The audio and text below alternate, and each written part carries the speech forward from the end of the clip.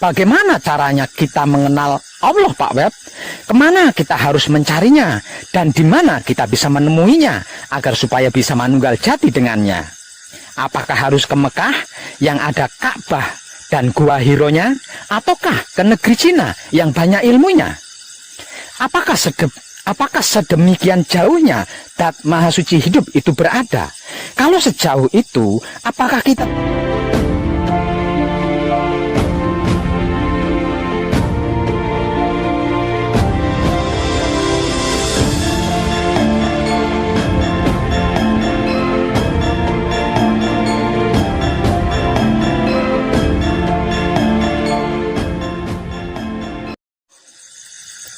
Ma'arof naka hakko ma'rifataka. Aku tidak mengenal engkau kecuali sampai sebatas pengetahuan yang engkau perintahkan. Man arofa nafsahu fakot arofa robbahu. Barang siapa mengenal dirinya, maka dia mengenal Tuhannya. Man arofa robbahu fakot jahilan nafsahu. Barang siapa mengenal Tuhannya, maka dia merasa dirinya bodoh. Man tolabal maulana bigoiri nafsi fakot dolalan baida. Barang siapa mencari Tuhan keluar dari dirinya, maka dia akan tersesat semakin jauh. Kenapa? Kenapa dan mengapa kita tidak mau peduli akan ayat-ayat tersebut? Kenapa? Kenapa dan mengapa? Pak Web,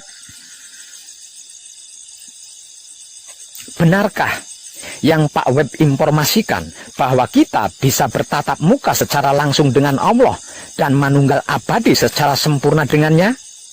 Kalau kurang yakin dengan informasi dari saya Web, mari kita lihat surat Al-Baqarah ayat 1 yang berbunyi Alif Lam Mim. Mengapa? Mengapa ayat ini kok dibaca? Mengapa ayat ini kok tidak dibaca alam atau alim? Kenapa harus dipisah sehingga berbunyi Alif Lam Mim? Percayalah, hanya Allah yang mengetahui arti maksudnya. Yang mengetahui Allah hanya Allah. Huruf alif adalah milik Allah, jadi hanya Allah yang tahu. Huruf lam adalah milik Rasul atau utusan, yaitu ruh Allah, yang tak lain dan tak bukan adalah hidup. Maka untuk bisa mengetahui arti maksudnya lam, kita harus mengenal hidup dulu. Dan huruf mim adalah milik Muhammad sebagai insan manusia maksudnya. Antara alif dan mim ada lam. Antara Allah dan manusia ada apa? Ayo. Romo, ada sir kadangku. Ada kesadaran rasa cinta kasih sayang maksudnya. Dan kesadaran rasa cinta kasih sayang itu adalah gerak-geriknya hidup. Hidup itu ruh atau datnya Allah yang diutus tinggal di dalam setiap kedirian makhluk.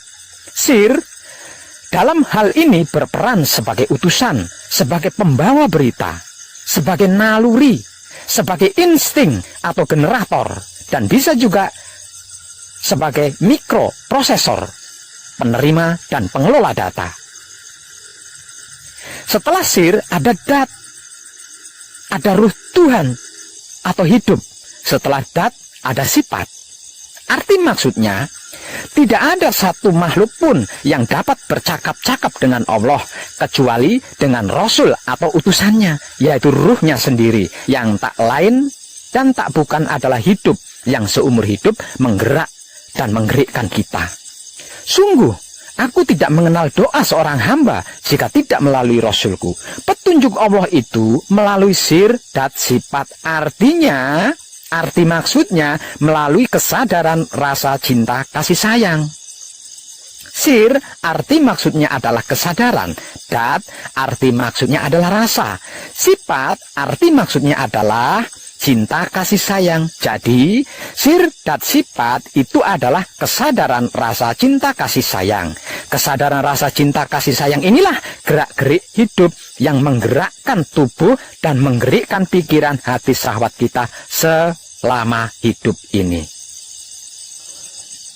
Romo, bukan melalui bisikan di telinga, bayangan di mata, serta halusinasi di angan-angan. Jadi, bila ingin berjumpa dan manunggal dengan Tuhan, hancur luluhkan dulu dirimu sendiri dari keakuan ego pamrih arogan kita. Tutup seluruh panca indera, khususnya mata dan telingamu, alias menonaktifkan pikiran, hati, dan syahwat. Seperti yang teramat sering saya informasikan di hampir video-video saya di Putra Romo channel ini. Hanya dengan begitu, keakuan Tuhan, yaitu ruh Tuhan atau hidup di dalam diri kita, akan muncul memperlihatkan jamalnya. Aku dan aku saling bertemu dan berdialog.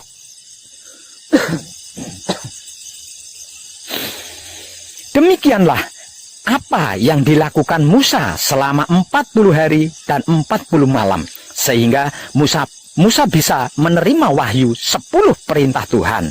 Demikian juga Nabi Muhammad Sallallahu Alaihi Wasallam ketika di Gua Hiro, hingga menerima wahyu berturut-turut termasuk Al-Quran. Ngapain Rasulullah Sallallahu Alaihi Wasallam di Gua Hiro? Apa saja yang dilakukannya? Sabda Rasulullah Sallallahu Alaihi Wasallam, segala sesuatu ada pembersihnya. Pembersih kolbu adalah dzikir. Apa itu kolbu? Kolbu adalah bagian dalam pikiran, hati, dan syahwat yang tidak tersentuh oleh noda kemelekatan. Apa itu dzikir?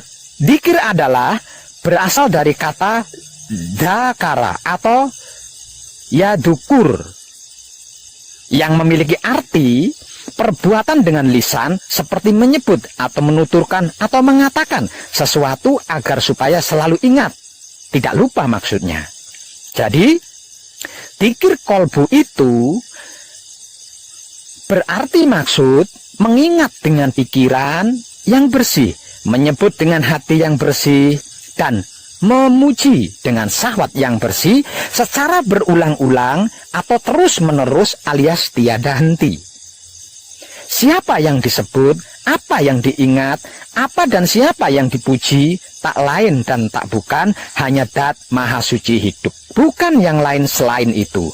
Kalau dilakunya patrap samadhi manunggal jati secara berulang-ulang atau terus-menerus alias tiada henti. Manusia itu sesungguhnya dalam keadaan tidur, ketika mati baru dia terbangun. Begitulah sabda Nabi Muhammad Sallallahu Alaihi Wasallam. Artinya, untuk bisa manunggal jati harus bisa mati sebelum mati terlebih dahulu, agar supaya kesadaran ruhnya atau hidupnya bangkit, sehingga bisa berkomunikasi dengan Dat Maha Suci hidup.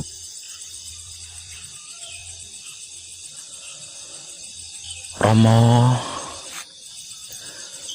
nyuwun pangestu lan pengayoman kanthi Teguh Rahayu Slamet. Namun pepatah lama mengatakan, tak jumpa maka tak kenal maka tak cinta, dan tak cinta maka tak sayang maka tak iman. Lalu bagaimana caranya kita mengenal Allah, Pak Web? Kemana kita harus mencarinya, dan di mana kita bisa menemuinya agar supaya bisa manunggal jati dengannya? Apakah harus ke Mekah yang ada Ka'bah dan Gua Hironya, ataukah ke negeri Cina yang banyak ilmunya? Apakah sedemikian jauhnya Dat Maha Suci hidup itu berada? Kalau sejauh itu, apakah kita tidak tersesat nantinya? Tidak ada satu ayat pun yang mengatakan Dat Maha Suci hidup itu ada di Mekah atau di Cina dan sebagainya. Perhatikan firman-firmannya berikut ini. Katakanlah bahwa aku dekat. Surat Al-Baqarah ayat 186. Lebih dekat aku daripada urat leher. Surat Al-Kahf ayat 16. Dan Allah meliputi segala sesuatu. Surat Fusilat ayat 54. Dia bersamamu dimanapun kamu berada. Surat Al-Hadid ayat 4. Kami telah mengutus seorang utusan ke dalam dirimu. Surat At-Taubah ayat 128. Di dalam dirimu, apakah engkau tidak memperhatikannya? Surat Az-Zariyat ayat 21. Tuhan menempatkan diri antara manusia dengan kolbunya. Surat Al-Anfal ayat 24. Di dalam diri manusia ada cahaya yang maha melihat. Surat Al-Qiyamah ayat 14. Allah akan membimbing dengan cahayanya kepada cahayanya bagi siapa yang dia kehendaki. Surat An-Nur ayat 35. Di dalam setiap rongga anak Adam, aku ciptakan suatu mahligai yang disebut dada. Dalam dada ada kolbu, dalam kolbu ada fuad, dalam fuad ada sagofa, di dalam sagofa ada sir, di dalam sir ada aku. Aku tidak berada di bumi, aku tidak berada di langit, tapi aku berada di dalam hati orang-orang yang beriman. Aku bertahta di dalam Baitul Makmur yang berada di dalam kepala Adam. Di dalam kepala ada otak atau ubun-ubun. Di dalam ubun-ubun ada manik. Di dalam manik ada budi. Di dalam budi ada nafsu. Di dalam nafsu ada sukma. Di dalam sukma ada rasa. Di dalam rasa ada aku. Aku bertahta di dalam Baitul Muharram, itu rumah tempatku berdiri di dalam dada Adam. Di dalam dada ada hati. Di antara hati ada jantung. Di dalam jantung ada budi. Di dalam budi ada angan-angan. Di dalam angan-angan ada sukma. Di dalam sukma ada rasa. Di dalam rasa ada aku. Aku bertahta di dalam Baitul Muqaddas atau Maqdis yang merupakan tempat suciku yang berada di dalam kelamin Adam. Kelamin maksudnya adalah penis atau kontol. Di antara penis atau kontol ada pelir atau peler. Di dalam pelir atau peler ada nutfah atau mani. Di dalam mani ada madi. Di dalam madi ada wadi. Di dalam wadi ada manikem. Di dalam manikem ada rasa. Di dalam rasa ada aku. Itulah Baitullah yang sejati, tidak dibuat dari batu atau bata, atau semen atau tanah, tapi dibuat Allah itu sendiri yang harus kita bersihkan. Lalu kita jaga kebersihannya, agar supaya tidak dijadikan sarang setan dan iblis-iblis. Edan tenan. Barang siapa mengenal dirinya, maka dia mengenal Tuhannya. Barang siapa mengenal Tuhannya, maka dia merasa dirinya bodoh. Barang siapa mencari Tuhan keluar dari dirinya sendiri, maka dia akan tersesat semakin jauh. Konon kabarnya, ini bukan hadis Rasulullah, namun dipopulerkan oleh Al-Ghazali. Kita harus ingat bahwa hadis-hadis Nabi Muhammad Shallallahu Alaihi Wasallam mulai dipermasalahkan setelah 100 tahun Nabi wafat. Waktu itu mulai tampak adanya gejala-gejala pemalsuan hadis yang muncul di wilayah sebelah timur pada saat pemerintahan Umar bin Abdul Aziz sebagai Khulafa Ar-Rasyidin yang kelima. Umar bin Abdul Aziz memerintah Ibnu Syihab Asyuri untuk menghimpun sunnah-sunnah Nabi Muhammad dan membukukannya menjadi beberapa eksemplar. Selanjutnya, Khalifah Umar bin Abdul Aziz mengirimkan satu buku kepada setiap pejabat di wilayah-wilayah kekuasaan Islam. Buku hadis pertama kali muncul setelah 200 tahun Nabi Muhammad wafat melalui perdebatan panjang antar kelompok kepentingan. Jadi wajar bila ada hadis-hadis qudsi ataupun hadis-hadis Nabi yang dibuang, atau mungkin ada juga yang diberi bumbu. Kita tidak tahu itu karena kita hidup di zaman sekarang, bukan di zaman itu. Kenyataannya memang benar, mencari dan mengenal Tuhan bukan perjalanan ke Mekah dan lain-lain, melainkan perjalanan melalui penelusuran tanda-tandanya. Sedangkan untuk menuju kepadanya, mulai dari alam lahiriah hingga ke alam batiniah. Karena Allah adalah al-batin, artinya rumahnya di dalam diri, kitabnya juga berada di dalam diri. Kitab sejati atau guru sejati ada di dalam diri kita. Perhatikan firman Tuhan berikut ini. Romo nyuwun pangestu lan pengayoman kanthi teguh rahayu slamet. Perhatikan firman-firman Tuhan berikut ini. Dialah Jibril yang telah menurunkan Al-Quran ke dalam kolbumu atas izin Allah. Surat Al-Baqarah ayat 97. Al-Quran ini adalah ayat-ayat yang nyata di dalam hati orang-orang yang diberi ilmu, dan hanya orang-orang durjana yang mengingkari ayat-ayat kami. Surat Al-Ankabut ayat 49. Dia, Allah, akan memberi petunjuk kepada hatinya.